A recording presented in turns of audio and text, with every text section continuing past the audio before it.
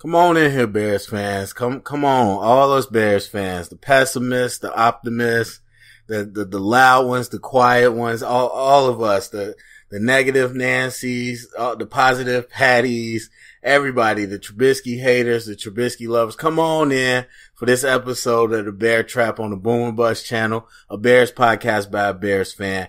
And today, I just want to appreciate the Bears. Let's stop for a moment and appreciate what's going on right here.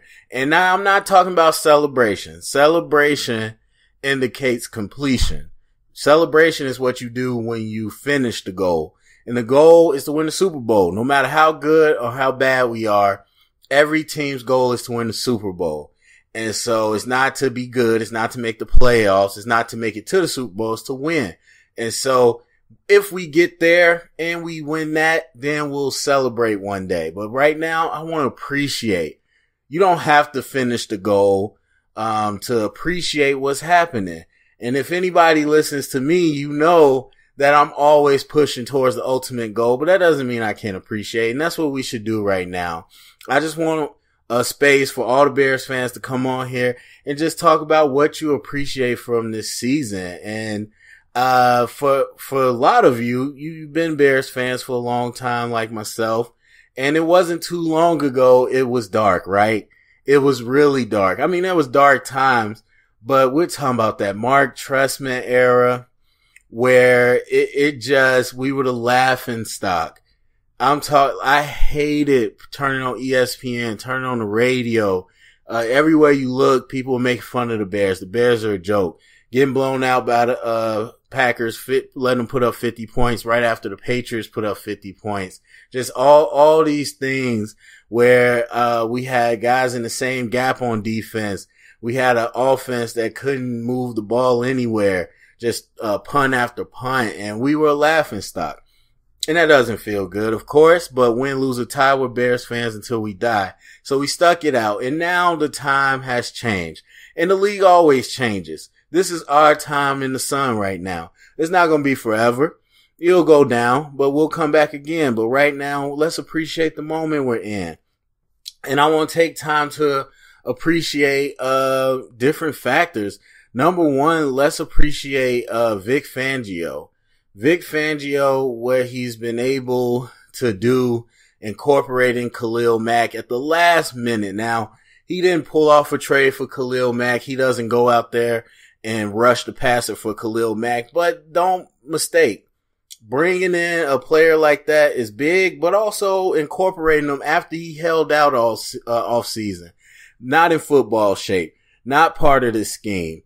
The players had no continuity with him, and what he was able to do with the game planning and what he's able to do to get the most out of Khalil Mack as a player and then the most out of his impact on the scheme has been great. The attitude has stepped up. That might be part Khalil Mack. That might be Fangio. Who knows?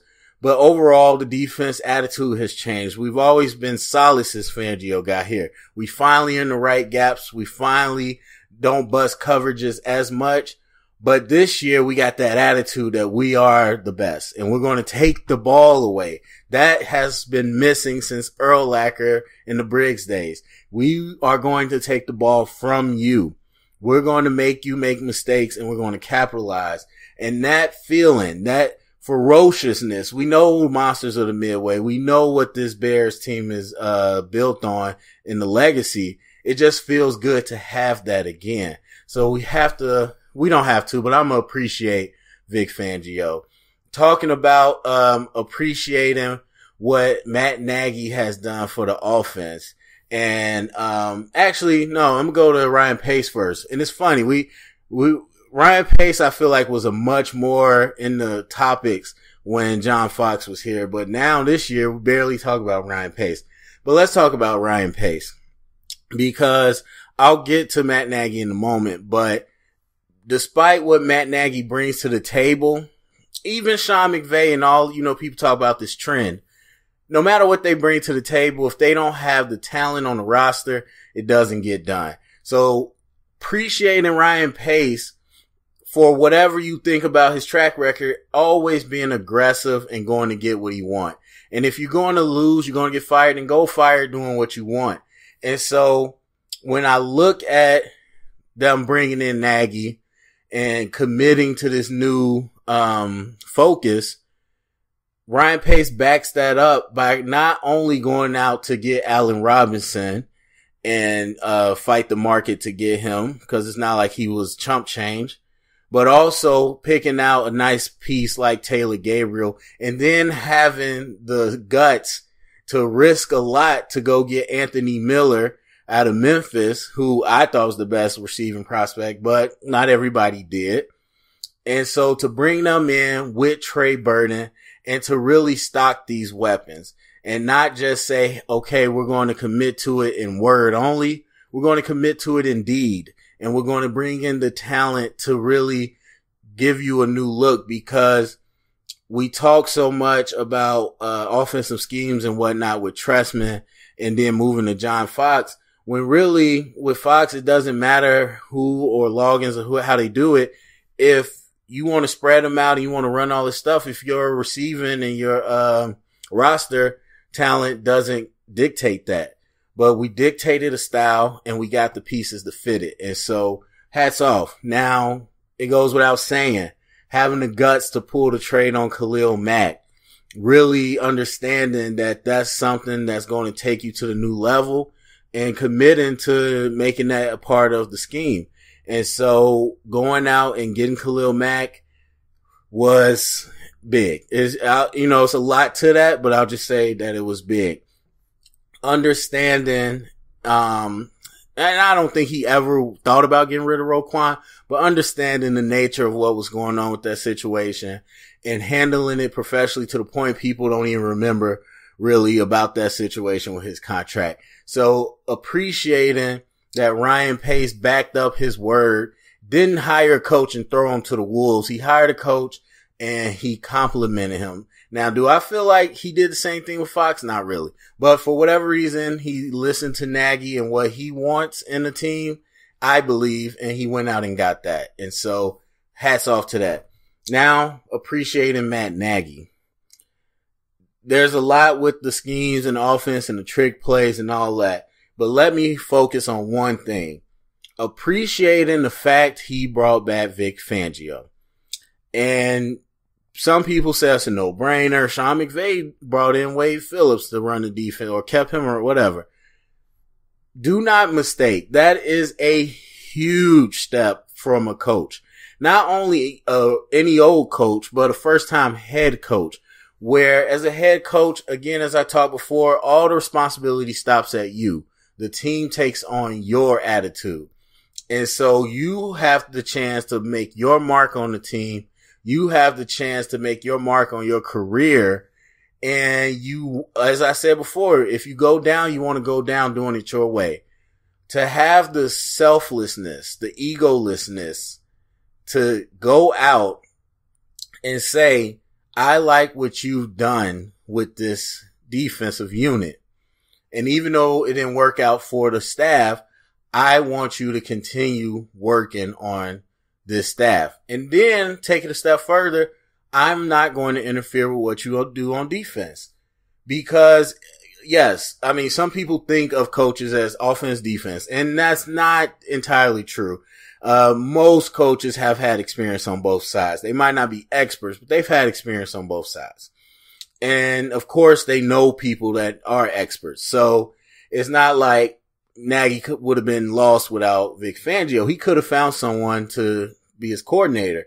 But he said, I'm not going to force or bring in a guy to run my vision of this defense. I'm going to trust you to run your vision of this defense and take it to the next level. And so those two things as a coach, speaking from a coach perspective, is in a human perspective, that speaks volumes. And to me, it was the smart play. But honestly, yeah, if you got talent, a lot of good coordinators could make this look good. So I thought it was a smart play, but I didn't think it was a necessity. I begged for it, but I didn't think it was absolutely necessary. And so when it happened, I say Nagy showed me for the first time a reason to believe, at least in his character, at least in he's here to to win, to be about this franchise and to do the best job possible and not just do his own thing. And so I have to appreciate that move. And then subsequently all the energy he's brought to the team. And again, I know before he's hired, I'm like, everybody's like, we want a guy that's energetic. I don't think that really matters as far as winning, but I do appreciate that his energy doesn't seem fake. It doesn't seem like I'm doing it just to do it. It seems like he keys into how the players feel and what they want, and he wants to motivate them. And it just feels good to see that. So we sit here right now. We got 9 wins, people. 9 wins. We were a top 10 draft pick last year. And now we're sitting here with 9 wins with some more, back end of the season to go. And so one way or the other, it's going to be a winning season in Nagy's first season. And just sitting here reflecting on some of the things we had accomplished. And again, we're not celebrating. We're not saying, yeah, we did it. It's over. We're just appreciating it. Appreciate this moment. I mean, look, I'm not a big trash talker, but I love my Bears. And so subsequently, I'm not a fan of the Packers and all of them. But to see what they're going through, after all that years of trash talk, after them winning the Super Bowl, to see them in their drama, firing their coach, losing games, like and then again, some Bears fans will take that as an opportunity to, retaliate for all the years they talk trash about us. I'm not personally, but I do sit back and reflect like, wow, we really are. It is our time. And the Vikings are still pretty good. The Lions in disarray, but I think they'll be okay. But it is our time. It's our time in the NFC North, and it seems like it's our time in the NFC after we just tangled with the number 1 seed. So we can reflect just on some of the accomplishments we had and appreciate how good it feels to, have our time. And so I just want to hear what everybody else wants to appreciate right now. So go to the comment section. Let's appreciate our Bears right now. Let's just take a moment to really reflect on what we've been able to accomplish, and let's come together. Hopefully, as Bears fans, all different likes of Bears fans, let's come together real quick. Share this around. Get the convo started for real.